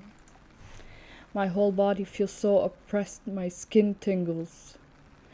Whoa, what? That sentence kind of just went by real fast in my head. My whole body feels so oppressed, my skin tingles, but I try my best to speak calmly. It's simple. There's no need to lure Senpai out and bring her back. She will probably come to you instead. Today I talked to her at school, although she didn't directly tell me. She mentioned graduating from school and leaving this place. I believe she set the time limit for her return to tomorrow. So could you at least wait until then? She will surely come back to your world. You don't have to kill me because she wouldn't obey the order to come back. She must have finally made up her mind. What? This sentence is giving me whiplash. So why don't you go back to where you came from and listen to her side of the story? The sound of rain replaces my voice. Like a rock protruding from the surface of the water, the Rain Ayakashi stares at me without moving, his eyeballs, and sinks into the ground for a few seconds. Without moving his eyeballs, and sinks into the ground for a few seconds. When he resurfaces, he begins to speak slowly, as if to comment on my opinion. Well, there are various things from your story that bother me, but I shall put them aside for now. I really hate his way of speaking. However, there is a serious mistake in your statement that I cannot overlook. A mistake? Where? You seem to have misunderstood, but the reason I have come to this world is not to bring back Yukino Akabane. By order of my master, I have to come to kill Yukino Akabane. She continuously refused her orders to return, so I said I would kill her for that reason. However, that does not mean I won't be killing her even if she does return. Why? Aren't you two from the same place? Oh boy. Sure, she's of my same kin, but it's precisely because she's a disgrace to our entire species that she must be killed. Damn, boy. Chill for a second. I mean, I know she's a serial killer at this point in this world, but I mean, to call her a disgrace for wanting to live in the human world, I think that's the whole point. That's it. That is too much. Jeez. Revealing his true nature, the shark monster bares his teeth and becomes furious. I'm so overwhelmed that I can't move. How dare a mere child of man speak so insolently? Did you even think of trying to convince me for Yukino's sake? With a big splash of water, the figure of the Rain Ayakashi disappears before my eyes. That's when I come to my senses and look around, searching where he has gone. Whoop. Feeling an unbearable pressure overhead, I instinctively put down my umbrella and look up at the sky. Darkness, a cozy darkness, an endless deep darkness spread behind the pure white teeth. Oh no! I should have done this since the beginning. Am I being eaten? I hear the muffled sound of splashing water.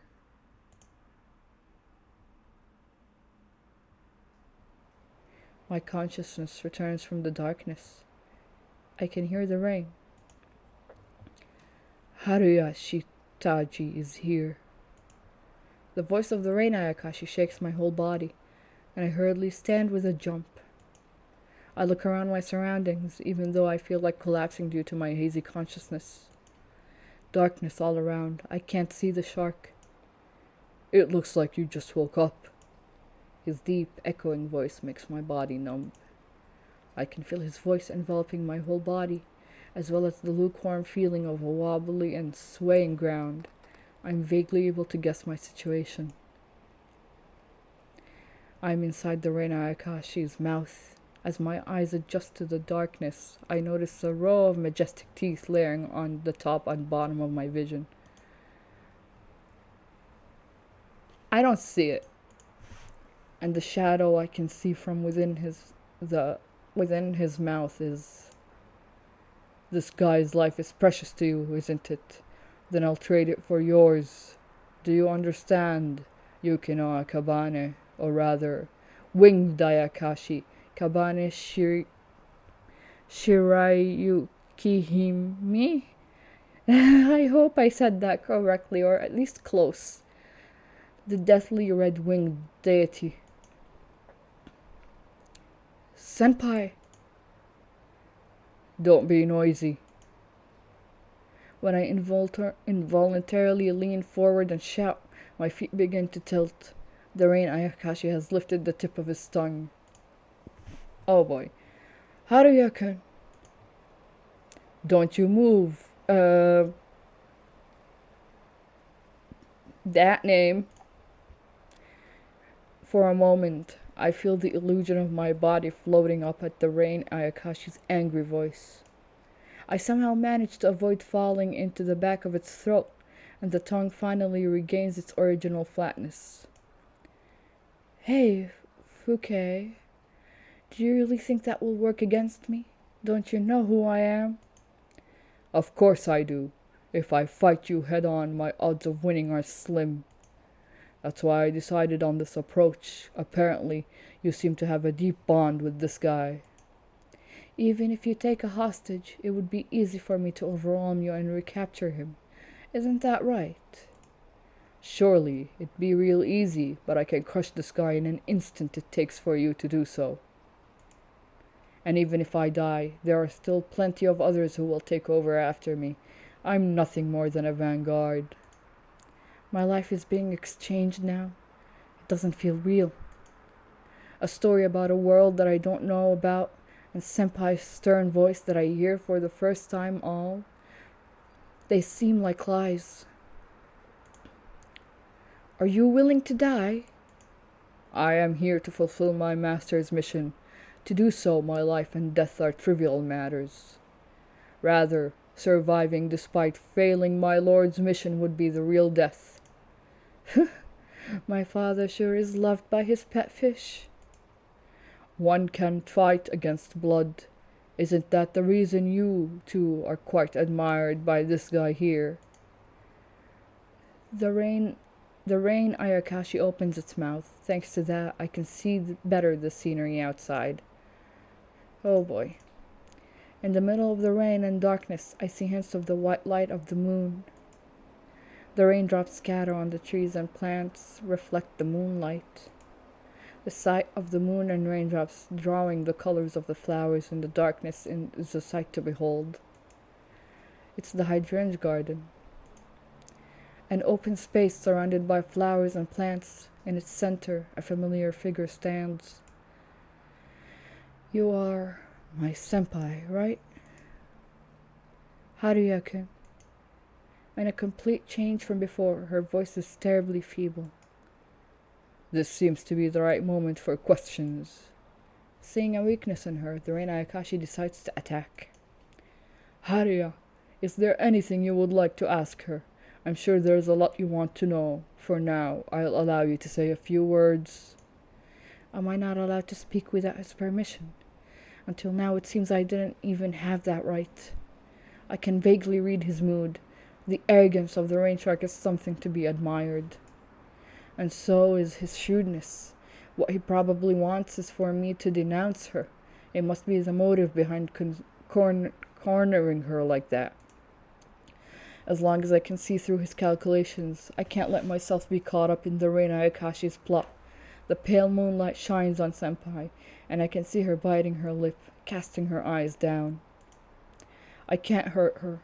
However, I don't really have a clue what to say. Sorry, Haruka. She speaks up first. I'm taken aback. I thought she was waiting for me to say something. I know I should have told you first, and I'm sure there are many things you want to ask me. First of all, what the Reina Ayakashi said is all true. I'm not human, and it's true that I attacked people. I've been hiding my identity. That's how I deceived you. I'm sorry. I don't know how to face you, she says bitterly. Confessing one's guilt must be painful. But honestly, yes, maybe she has strayed from the right path, but I don't really care about that anymore. Really, dude? You don't care that she killed multiple people, like across the country? I don't want to play the role of the executioner, like the Reina Ayakashi hopes I will. The one who can decree a sin is a judge. But I am just the kohai of my senpai. And now, as her kohai, what I should say is, no, I was the one who deceived you. How? I really don't want to be away from you. I'm not a strong person. Senpai, even you aren't that confident, right? You actually don't want to go home, right? She had made up her mind to return, so I intended to give her a little push. But didn't these words of mine plunge her into the depths of darkness? Why did you come to this world, Senpai? Why did you enroll in our high school? Without waiting for her reply, I kept pressing for answers. With a momentary sound of rain in between, she starts talking. I was raised by my father, like some sort of pet. I was confined in a room that was spacious but empty, had no windows and was like a bug cage. I spent my time without meeting anyone. That's why I wanted to get involved with someone, so I forced myself to come here. But it was difficult. Just getting to meet people wasn't my goal. I wanted real bonds. I couldn't do it very well. Maybe it's because I'm not human after all. The deadline was approaching, so I thought I'd just give up and just go home. Meeting you just before the deadline made me want to stay here a little longer. I have harmed many people. I lost count on how many people I have troubled and hurt. My guilt is crushing me, and in the end, even you are in danger of losing your life. I really am no good. It's only right that I should disappear. That's not true. Shuichi, is that you? I always thought you were a great person. It's fun to get involved with people when all goes well. But when things go south, or you make mistakes, it's really painful, isn't it? Even when faced with setbacks, you've been trying to get involved with people, and that's amazing. You kept trying again and again. You should be proud. The strong person is you, not me. Enough! Don't you hate her? My eardrums are about to burst from the anger of the Reina Ayakashi. He must be frustrated that things aren't going the way he wanted them to. But thanks to him, I've been able to say what I wanted to say. That's all I can do. She closes her eyes while listening to my words, and before long, after a pause as if she was trying to grasp the meaning of my word, she opens her mouth. Thank you. Her hand glows white. Her fingertips run along the nape of her neck. Senpai. All the things you just said, they are my salvation. Ooh, I can see it. Shining white fingertips engrave streaks of light on her body. White light overflows from the cracks as if a dam had been bust open. That's the future I can see with my own eyes. The long-awaited moment has arrived. She shows resignation. It's time to fulfill her wish. I manage an unexpected escape from the shark's mouth.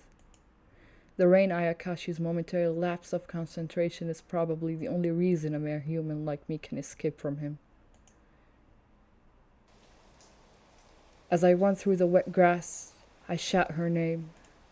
I won't let you do that. But I'm only human after all. Even if I can outsmart a monster for a moment, I can't take victory home. You bastard! The rain Ayakashi immediately chases after me. Just before being eaten by the shark, I manage to say it. I want you to live. Oh boy, as a human, or rather, as Herkohai, I was able to at least say that much. What's gonna happen? The shark's body is filled with black water. I'm drifting inside the rain Ayakashi as if in a violently flowing night sea. There isn't enough oxygen. My consciousness becomes vague. It's the sensation of drowning or suffocating. My thoughts become faint. What's the meaning of my words? What kind of meaning can it have for her to be told to live? I don't know. The water is violently swirling. If the shark hasn't crushed me, does he still want to use me as a hostage? I don't know. I don't understand anything in the midst of suffocation. My consciousness begins to be dyed with a feeling of floating out of place. I see something in the darkness. It's a white light. It must be Senpai's hand. I feel it clearly in the dark. It's out of sight. She grabs my body and pulls me up. Ooh! She looks like a butterfly. My body floats in the air. We're flying in the sky. You are Senpai, right? She looks like a butterfly. That's nice. Or a moth, actually. I think a moth. The moth wings? I don't know. I'm not sure. I'm not an expert at insect wings. But this design is so cool. You are Senpai, right? I ask, gasping for breath.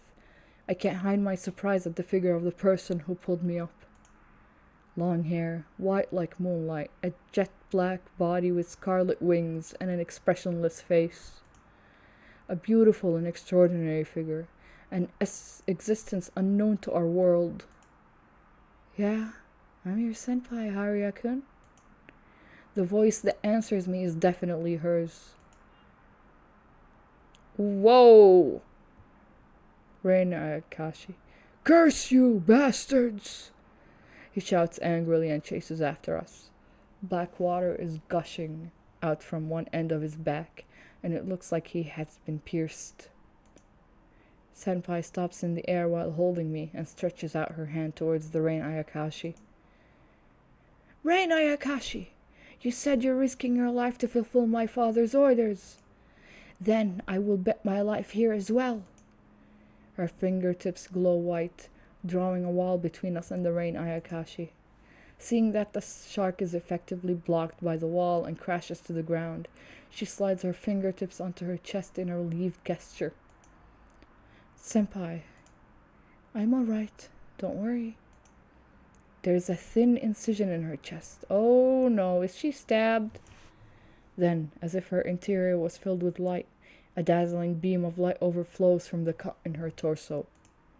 The light bursts out as if to split the night sky, but its power gradually weakens, and eventually it disappears as if it were an eye closing its eyes. Shirayu Kihimi, what are you? I've returned the lifespan I had stolen into the sky. Now I won't be able to stay in this world for long. I will return to our original world.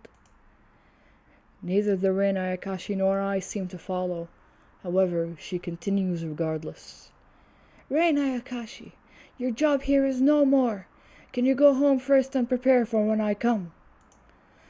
Are you insane? Even if you return now, you won't be spared.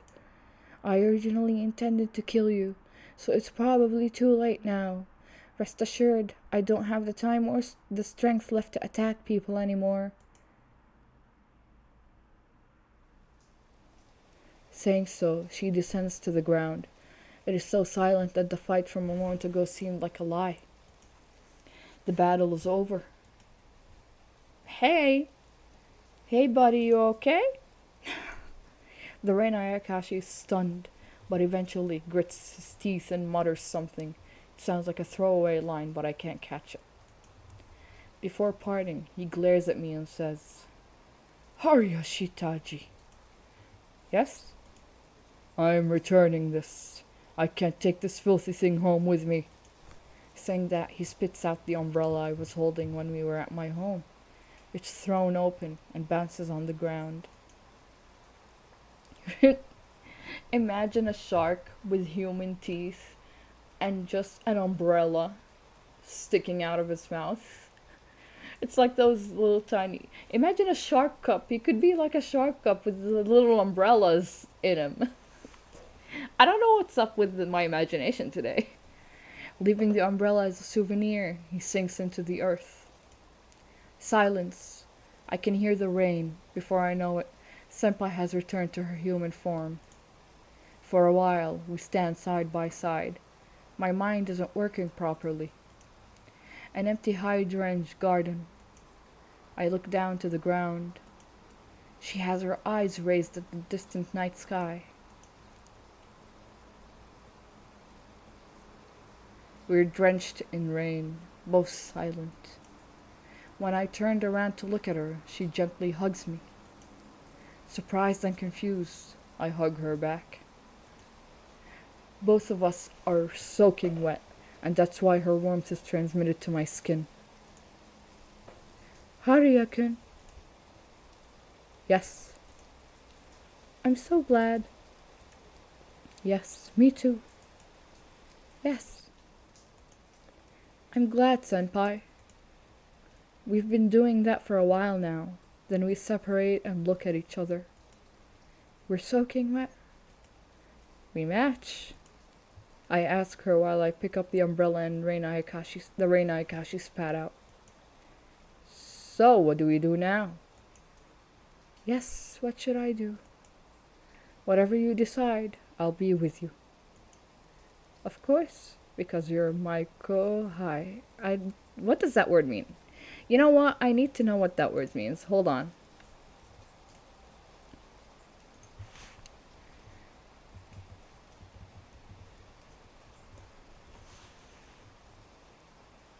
Oh, it's like the junior.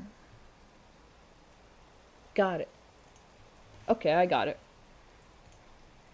This is right. That's exactly it. This amount of distance is just right for our relationship.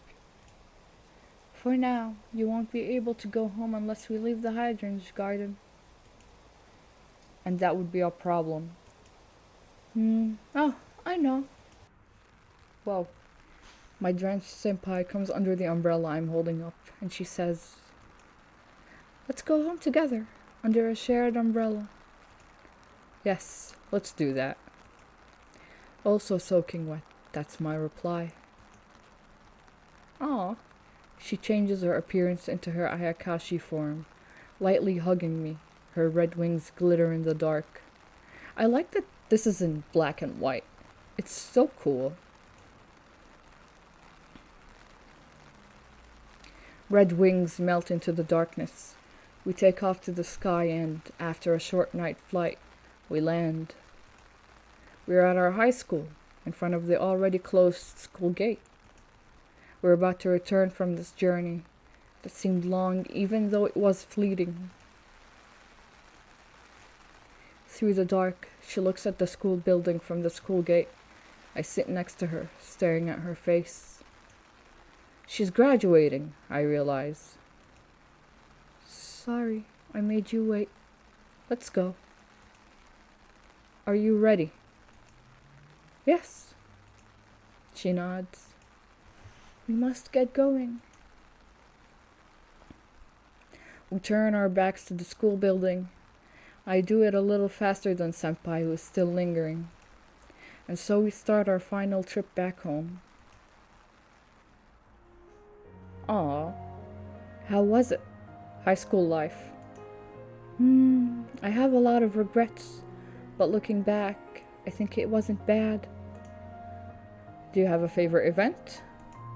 I do. Cultural and sports festivals are really good. They're lively, just being there is a lot of fun. Can you do sports? I wonder if I can. Both my body and my senses are different from yours.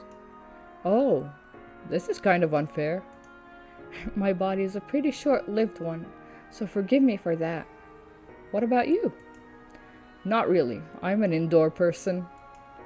I was also an indoor Ayakashi. Senpai, how is life in your original world? Life there isn't very good. It's like being put inside a bug cage. We live in a confined space, and every day follows a fixed procedure. The most valuable thing for my family is to ensure that the routine isn't interrupted. It would be pointless to argue about the pros and cons of that. It simply doesn't suit me. I really am sorry for being such a lacking daughter. I don't think I have the right to meddle with your family matters, but it's not that you're lacking, it's just not fitting for you. That's why you came here, and there must be others who like this kind of curiosity and courage as well. Your words aren't too convincing. Don't get carried away. Can't I? Actually, I don't really mind. As I was saying, I'm sure there are people in your world who can appreciate and accept you. Although I don't know much about that world, so I'm sorry if I said something off the mark. No, I won't. Thank you. Perhaps I came here without knowing much about my own world. I want to find a better way to live. What about you? What kind of life will you live after I leave? Well, I can't imagine. Will I still participate in the club even if you're gone? I think I'll be bored. Honestly, it doesn't feel real. To me, it's like tomorrow you will still show up at the club room like usual. But I won't be coming back. I won't. Right? And that's why the present is the most important to me. Hey, Haruya-kun. Yes? I want you to call me by my name. It was Kabane? No, not that one. Yukino-san. Oh, wow. What's with that reaction? Nothing. It's such an amazing feeling. I wish you would have called me by my name sooner. It's embarrassing though, so maybe not. Or rather, Haruya-kun, you don't have what it takes. I'm your senpai, so I can tell. You wouldn't be able to keep it up for even an hour. You can only hold back that embarrassment now because I'm about to leave. Oh, but I'm always very talkative. Could it be I'll become even more talkative when called by name? Yukino-san. Yes? Please don't leave.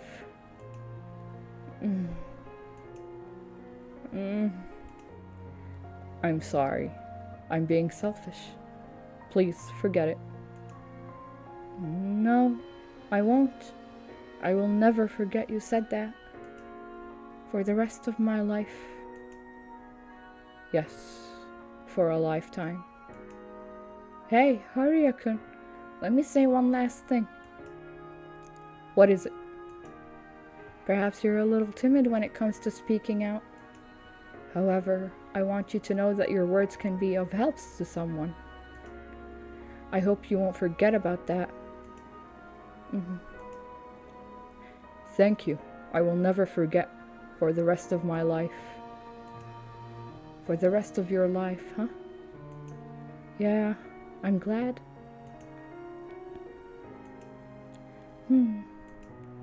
Senpai.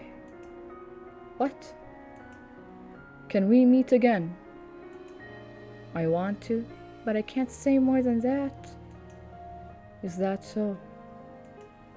But, well, yes. Perhaps I'll come again on a rainy day. On rainy day? I was under the impression that happy things like reunions happen on sunny days. It's fine if it's sunny, but we're parting ways on a rainy day, so we should meet again on a rainy day too, as the continuation of today. Oh, that's nice. We'll meet again. Don't know how, don't know when, but we'll meet again some rainy day. Meet again. Maybe one day, far into the future. Our relationship will continue forever though, And that is for sure. And I should remember to bring an umbrella. No need. It's okay if you forget your umbrella again. Because I'll definitely bring one to pick you up. Aww. Well, now I'm sad for the choice that I made. Not that it... I don't think it mattered that much, though, because he still said the other one. I turn around at the sound of the pouring rain. Absent. The person who should have been here. She isn't any longer. The hand who was holding the umbrella is gone. For a while, the cold rain hits me. Senpai once said that she likes walking in the rain. I can understand that feeling a little bit now. Aw, I also finally understand her a little. Just a little bit. Before long, along with the rain, I begin to walk home alone. I look up at the sky while getting wet in the rain. The night is far away. The night is so far away that I feel like I can almost touch it.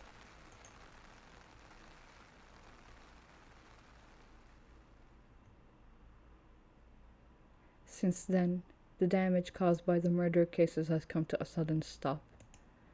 According to the police investigation, the victims all had criminal records, had bad behavior, or were in trouble with someone on the day they were killed. For the time being, the police are investigating the murders under the assumption they were work of someone acting like a vigilante. I'm not going to say anything about this. It's a fair assessment of the perpetrator. Everything that left a trace of her has disappeared. Disappeared as if she had never existed. Well, you're still here. You can remember. The memories are there. I go to the club room. She is not there. Her seat is empty. Even the assumptions and perceptions about her have been rewritten, and nobody remembers her. The photo of her I took at the hydrant garden that day has disappeared from my smartphone. Aww. Memories are the only thing that remains, any vestiges of my senpai. Everything and anything that left her trace has been lost. And even my memories are gradually washed away by the rain, becoming faint, thin, and vague. Even if I write down her name on a piece of paper so that I won't forget it, the next day it will be blank. Even written memories are lost. I'm the one who spent most of my time with senpai. There's no way I wouldn't be affected by the law of coherence. However, I was still trying to resist. But then I lost track of what I was fighting against. I forgot that I was even fighting. And the world went back to normal. With one exception. At some point, I had photos on my smartphone that I didn't remember taking. At first glance, it looks like a cheap prank, but I don't know why I would be saving such an image. I don't even remember the other person's name. But seeing that name makes me feel nostalgic. It even makes me cry when I say it out loud. Why? This person must have been very important to me. No. Even now, she's the most important person to me. I'm sure I'm alive thanks to this person. And I'm living for her. Oh. Well, now...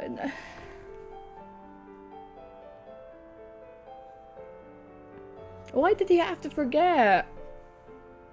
I mean, I get why he had to forget, but like, why? Come on. Oh, that's so cute. The art. I love it.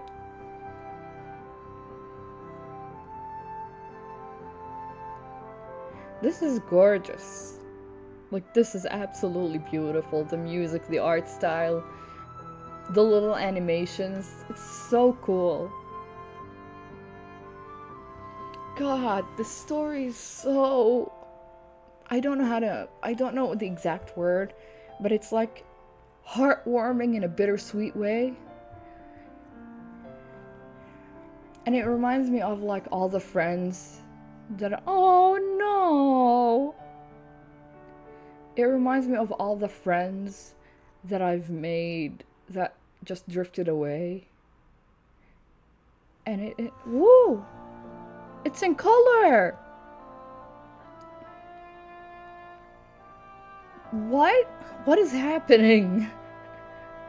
With that said, please submit your work to the club magazine. Alright.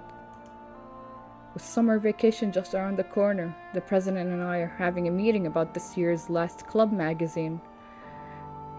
He's still in the club. Well then, that's it. President? I involuntarily call out to the president when she's about to leave the club room. Yes? I feel embarrassed to say something like this again, but since I have already stopped her, I have a little choice but to go ahead with it.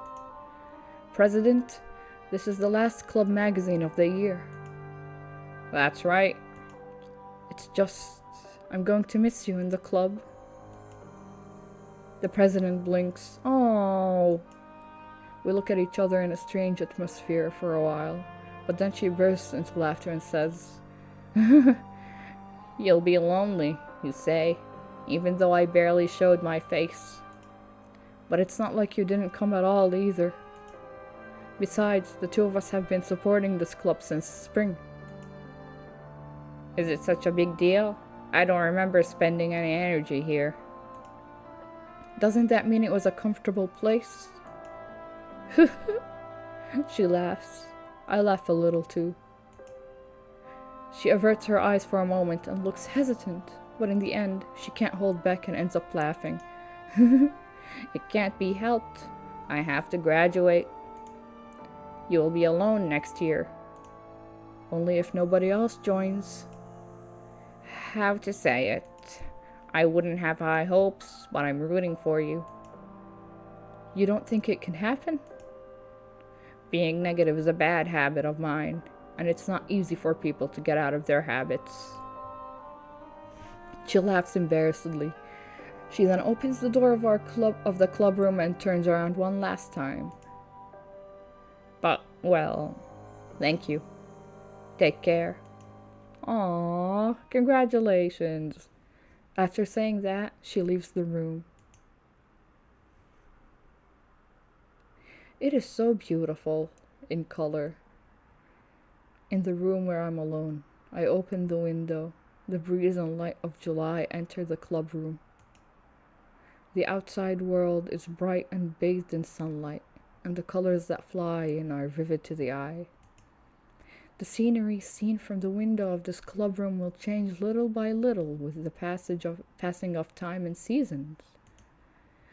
And that's the moment I suddenly come up with it. Yes, that's it. Let's write about windows in the club magazine. Anything is fine, whether it's a novel or an essay about windows. So I write about windows. Aww. I don't remember what, but there's one thing that's stuck to my mind. Of a day when someone opened the window I wanted to open. I can't imagine what it would be like in that situation. It seems like an ordinary daily gesture. However, the fact that such a thing happened is strangely burned into my heart. So this is it. I should leave notice somewhere in this world that such a thing happened. That's what I feel. I'll never forget. I think that as I lean out the window. I like being like this. I take my time to look at the distant scenery outside. And the club room, this exact room I'm in right now. At first it felt cramped, but now I can say it with confidence. I like this room. It's small, but it has a big window, and it's full of my precious things and time. Yes, I like this room. Aww. It's nice to see how she affected him. Oh, this was beautiful. It's really beautiful, and I really liked how they showed how she affected him. Even if he doesn't remember, his personality changed a bit. He's a bit more assertive. and things. And it's fun.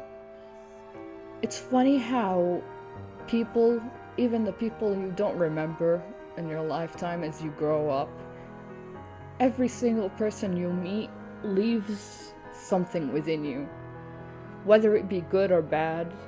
And even if later on we don't remember, there's still something lingering there, like a small piece of that person that affects you somehow. And that's pretty cool. I think this game showed that a lot, which is really, really cool. And I know I'm repeating myself a little bit, but it's because my words always get jumbled at the end. Like, I don't know how to form my opinion immediately. But this was Absent in the Rain. I hope you all enjoyed this video, and if you want, please do support the developers. Go play the game yourself. It is really interesting. It's more like a visual novel more than a game, but it's still like fun to go through the story if you're into that kind of stuff. Anyways, this is the end of the video. I hope you liked it. If you did, please subscribe, like, comment, all that YouTube stuff. You don't have to if you don't want to. And I hope you have a nice day. Bye!